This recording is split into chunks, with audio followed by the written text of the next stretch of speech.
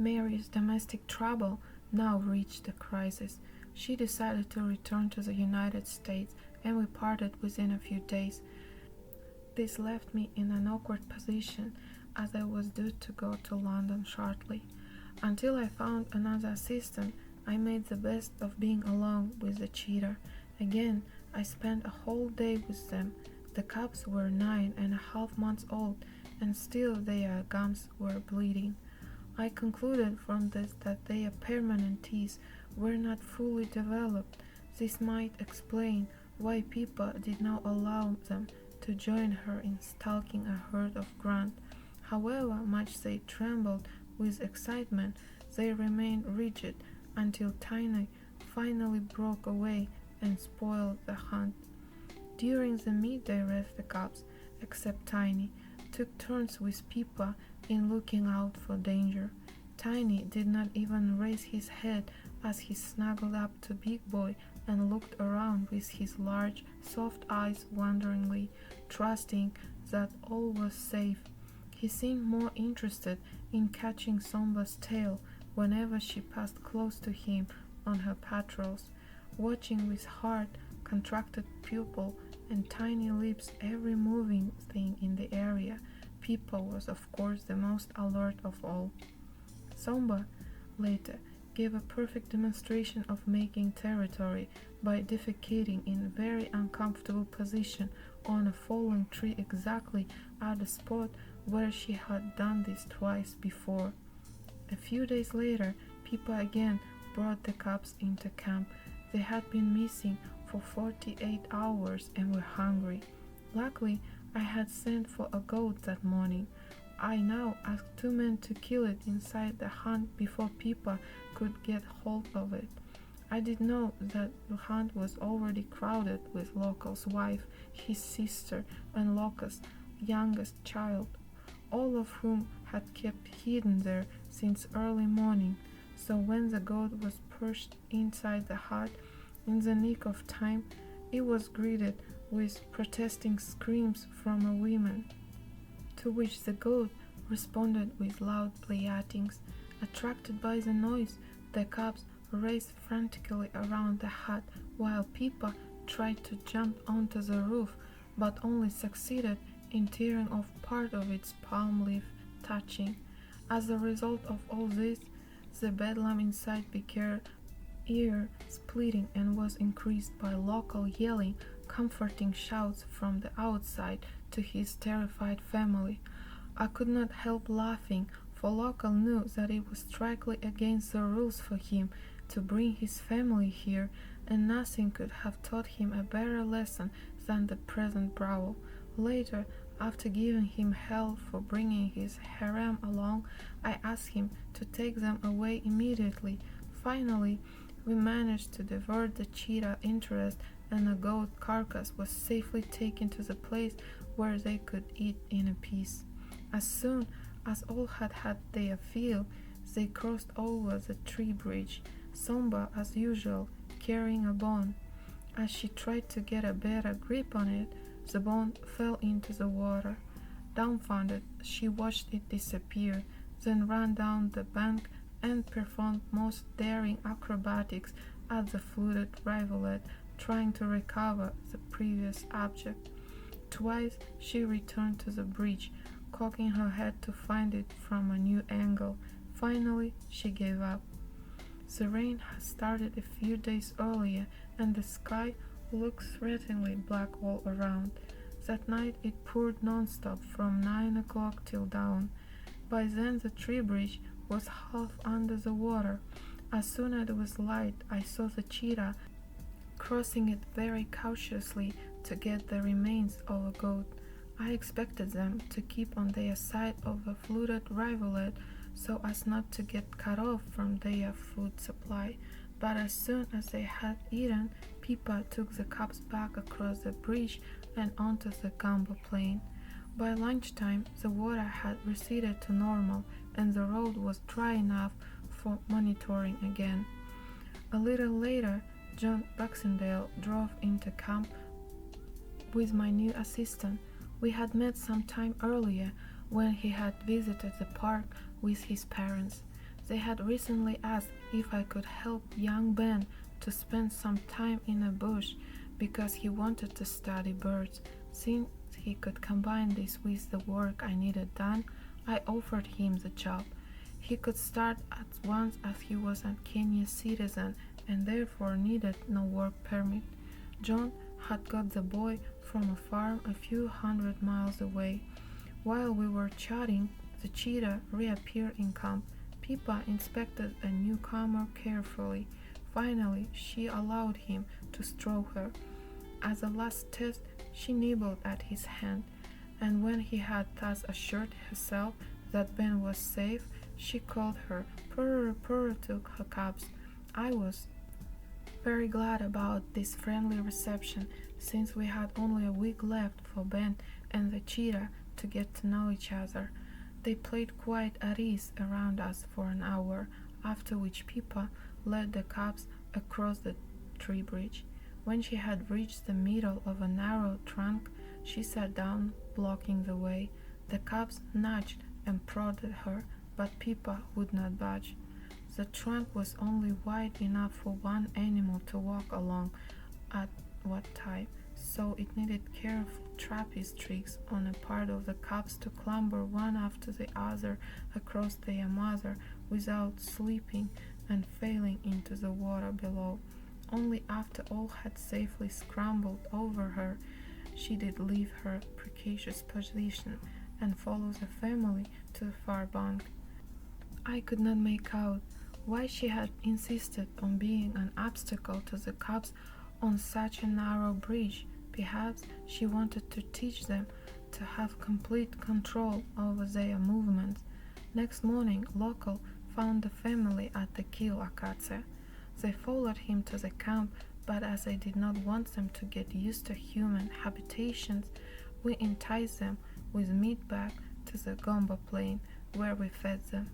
All seemed to accept Ben, except for Somba, who crouched low and did her striking act whenever he became too familiar. To make the most of a few days we had left together, we visited the family again at tea time and found that they had not moved far.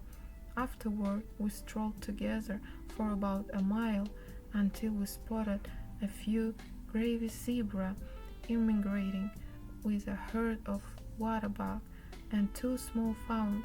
As soon as Pippa started to stalk them, we withdrew and made a long detour in order not to interfere with the hunt.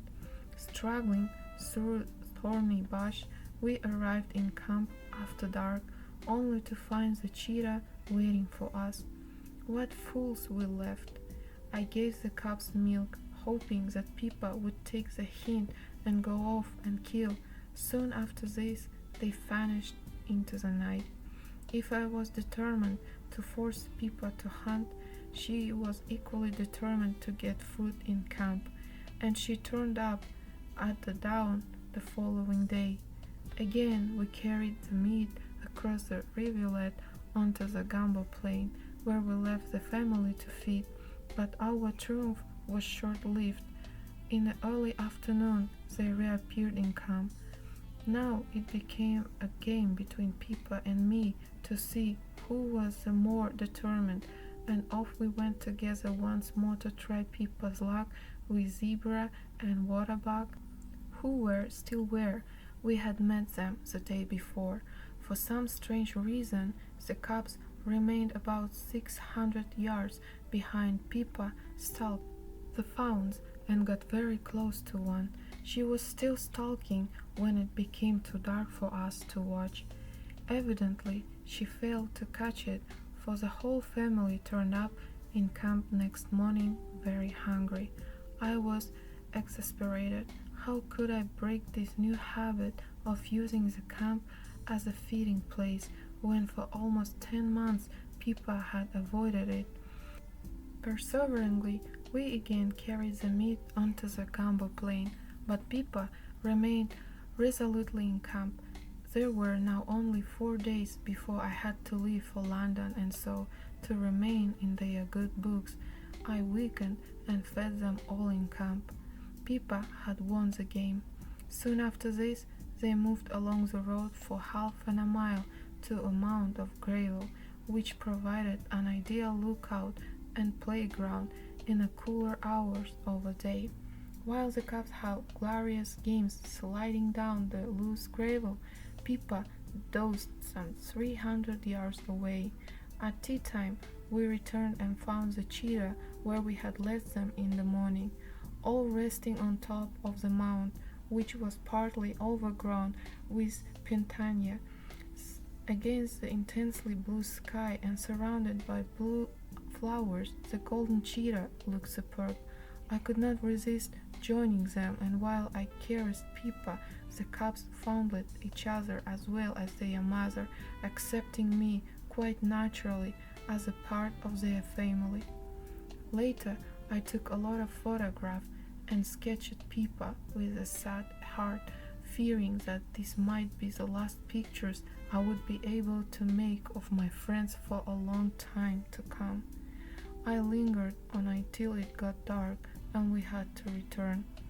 Near camp, I suddenly felt Pippa brushing against my knee. She had followed us along. We waited some time for the cubs, then returned to the mound of gravel to look for them. But there was no response to any of my calls. Pippa walked around undecidedly, in silence, then she disappeared into the dark. Although we were only half a mile from camp, it was strange that she should have deserted the cubs after the dark at that early age. There was nothing we could do until next morning, when at daybreak we continued our search. We found the family a mile upstream, all very hungry. It was drizzling. Somba seemed puzzled by my new raincoat and promptly charged. After I had taken it off, she settled to her meal and was at loggerheads with Pippa for a very long time, holding her head down while growling fiercely. Pippa, of course, could have easily put Somba in her place, but I assumed that this was the way in which she educated the cubs to defend their food. For the next few days, Pippa brought the cubs into camp. However hard I tried to feed them away from it, even on our last morning together, May 10th, they all turned up at dawn, and we had quite a job carrying a goat carcass across the rivulet with all the cheetah dancing around us until we reached the Kil-Akatse, where we fed them. There was nothing unusual in this scene, except for my feelings. I knew that I had to be away for at least 3 months and naturally was distressed. I hesitated to interpret Pippa's recent frequent visits to the camp as a response to the anxiety I felt in view of my forthcoming departure, or to believe that she might wish to be as close to me during this time as I indeed wanted to be to her. There had in fact been previous incidents of our mutual sharing for which I could find no explanation except that perhaps Pippa knew. Now I could only pray that all would go well during my absence. After the family had completed their meal, I followed them to a small patch of forest into the shade, of which they all disappeared except Somba, who had loitered behind to finish off the last scraps of meat and now seemed to be lost. Clambering up a small tree, she called in piercing chirps which I recorded on a tape. She then hopped off and ran away to join the others. However painful it was for me to tear myself away, I knew at least that Ben would do his best to look after my friends, who had already taken to him surprisingly well. I had arranged that he should write me detailed reports twice a week. I have left him enough money to buy ample provisions for himself and to secure a steady supply of goats. I also gave him the addresses of 2 vets in case one was unavailable, and I left him my Land Rover and Local and Stanley to help him with Cheetah, and the cook to do all the work in the camp. Then, hoping for the best, I set off for London. Chapter 8. The cheetah in foster care. I had been booked for a major operation for transplanting tendons from my leg to my hand. It was due to take place immediately on my arrival, but when the surgeon examined my hand, he insisted not only physiotherapy treatment for several weeks before the operation could take place, but also on more treatment of the same kind afterward. This would mean an absence from the cheetah of 5 months. I was most depressed. During the trying period I spent in London, I never felt relaxed except that letters from Ben assured me that all was well. According to him, Pippa had spotted her visits to the camp immediately after my departure and moved upstream to the Gamba Plain. There he found the cubs on May 12th, but they took no notice of his calls. However, after a while, Somba came along and reacted in a very friendly way when he offered her milk. Meanwhile, Big Boy and Tiny walked off some 100 yards off to join Pippa. When Somba and the man followed, they found them on a freshly killed female grunt. Somba instantly changed her attitude and behaved very aggressively toward Ben. Pippa had only just started eating. She and Big Boy were on 4 quarters and the other cubs at the back under the tail. It took them 1.5 hours to finish the young gazelle, leaving the leg bones and part of the head. A few days later, while searching for the family, Ben heard Pippa calling the cubs, who soon rushing toward her. When he approached, she stopped the cubs and went up to examine him. He was wearing a new shirt. Only after she had made sure who he was did she call the cubs. I had previously observed similar incidents with Pippa and her second leader, as well as with Elsa and her cubs.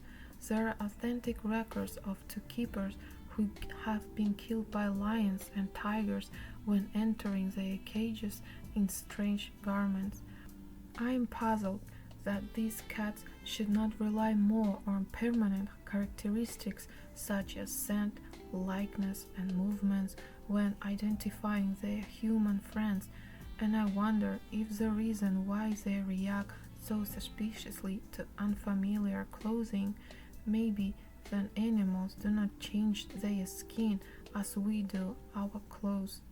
During the next days, Pippa widened her territory. Ben thought it was significant that she staked out on different terrain from one she had selected as a hunting ground for her previous leader.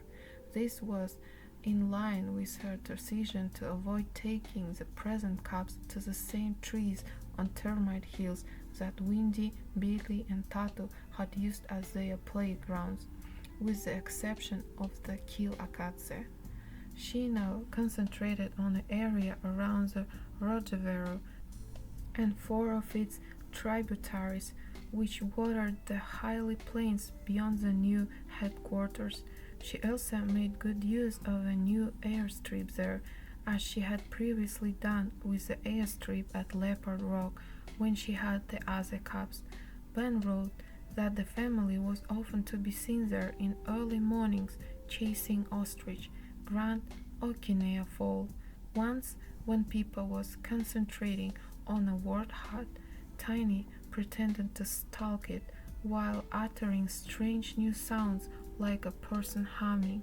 Of course, all wild animals use the airstrips in every national park, either for hunting or as a playground, but I was concerned lest Pippa's family should get used to human activities such as the maintenance of airstrips, and I therefore wrote to Ben that he should try to entice the cheetah away from it. A few days later, he located them 5 miles away at the Hans Lager, where they had obviously just killed, for their bellies were bulging and Big Boy still had blood around his mouth. Ben offered the cubs milk, after which Somba came up to him and, licking his knees, sat down beside him and even placed her paw on his hand. A few minutes later, she and Pippa went off, with Big Boy and Tiny following at a distance. It was in their order that the family now often moved around. One day Somba was bitten by ants. She must have thought that the meat she had been eating was infested with them, for she spat at it and then hit out at it with her paws. But where after a short while she discovered her mistake, she continued eating. On one occasion, the cheetah were playing on an airstrip when a warthog came quite close. Big Boy promptly chased after it until he got within 20 yards. Then he stopped. The warthog turned around to face him, and Big Boy instantly sat down and watched as the warthog trotted away. I will remember a similar incident between Pippa's previous leader and a warthog when they were at the same age, about 11 months. After 6 weeks, the family turned up in camp again and stayed 2 days. The following morning, Ben went early to Kinmar to get goat, while local searched for the cheetah in the vicinity of the lodge. Suddenly, he was charged by Somba, who came rushing out from thick bush. Later, Ben found the rest of the family some 100 yards away on a kill. They had eaten most of it, with the exception of hind legs and the head, from which he could identify a young male waterbuck with horns only a few inches long. Ben later added this to the collection of trophies and lower jaws which I had started making of the kills the cheetah made. He was charged by Somba when he came within 20 yards of a kill. As usual, he gave the cubs milk. After drinking, Somba settled down, but rested right on ahead of the kill to make sure that nobody could interfere with it. The men then walked back to camp for their breakfast. On their return, they saw hundreds of vultures heading in the same direction and then swooping down to the kill. There they found Somba gallantly guarding the bare bones from the standing birds, but on seeing the men appear, she let them take over the defense and join the rest of the family, who were sleeping off their full bellies. That night, 2 lioness passed by the camp, with the result that the cheetah cleared out. 5 nights later, Boy and Suswa, another of the lions George was looking after, walked right through my camp and crossed the bridge below the kitchen. In the morning, the men located Pippa's family some 8 miles distant at the Roggevero, where they had killed another waterbuck, this time a female, slightly smaller than the last kill. Somba duly defended it and charged the intruders, but later allowed Ben to photograph the remains of a carcass from a distance of 10 feet. When the men returned a few hours later, hoping to rescue some of the meat, Somba would not let anyone get near, even though there was nothing left to defend. This was the 4th kill in the 1.5 months since I had left Meru. Up to now, the end of June, all had gone very well, and I felt most grateful to young Ben. My only complaint was about his habit of handling all the cheetah frequently.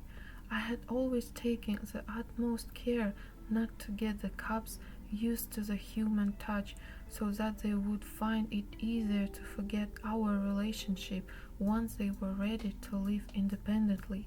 I was also surprised to learn that Ben's parents had been camping within 100 yards of my camp during their visit to Meru, and I had to ask him to choose a campsite for their further away. The park warden had recently asked Ben to collect birds for the park. He had in fact refrained from shooting them within 100 yards of the camp, but I now asked him to extend this safety belt to at least 5 times the distance. It had taken me a long time to win the trust of all animals around the camp, to let them know they were safe in our presence. I found it most enjoyable and also of immense interest to watch their natural behavior intimately, and I was able to do ones they had accepted as harmless and even protective. Every morning I had fed the birds before I had my breakfast. First my tiny red-billed firefinches and cordon bleu descended from nearby bushes to the millet. They had to be quick to get their share before the black-headed weavers interfered, adding their golden plumage to the already colorful crowd. They, in their turn, were driven off by the belligerent ring-necked doves, who pecked at the smaller birds until they all gave to the one gray-headed bush-shrike who held the floor whenever he appeared. He was a very handsome bird, with his green back and yellow underneath, but he was obviously not popular. While this little war went on outside, some 15 superb starlings often invaded my dining hut, where I had breakfast, to wait for the fatty bacon rind and cheese crumbs, which I could not cup up quickly enough. One of these truly superb light-colored starlings became almost a pet and would fiercely hop onto my foot if I dared to ignore his screams for more than his share of the meal, with the result that on many occasions the starlings had my breakfast while I had to be content with fruit and an egg. These birds were almost tame by now, as were the whitetails, who had nested for 6 generations inside of the studio hut. I loved my feathery friends, who woke me up each morning with a sleepy twitter. I was truly alarmed to think that all their trust might now be broken, and only hoped that no damage had already been done. It was always intrigued me how Pippa managed not to clash with the lions who so frequently shared her hunting grounds. Now I heard that Ugas had recently spent the night in our camp, and that the airstrip at headquarters was occupied by a lioness. Pippa must have watched her from a safe distance, because she immediately reclaimed this favorite playground once the lioness had moved on. There Ben found the family, bulging with meat. It was less than a week since Pippa had last killed. Although the men could find no trace of the carcass, they assumed it to have been a warthog, as the next day they saw only 3 on a runway instead of the usual family of 4. They now maneuvered these 3 toward the cheetah until they came face to face within 30 yards of each other. Suddenly, the warthogs stopped, undecided what to do, on finding themselves cornered between the men and the cheetah. They decided in favor of a cheetah and were promptly chased by Tiny and Somba.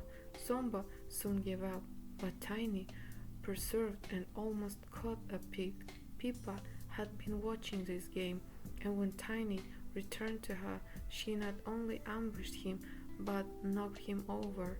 He was growing very quickly, and was now nearly as large as Big Boy. He guarded his food most efficiently, and stood his ground so well in all their skirmishes that now it was Somba who was in need of protection from her boisterous brothers. While the family played around the Land Rover, Somba discovered the side mirror, and jumping up and down on the hood, seemed puzzled by her image. For 5 days Ben fed the family on the airstrip. Then they disappeared again.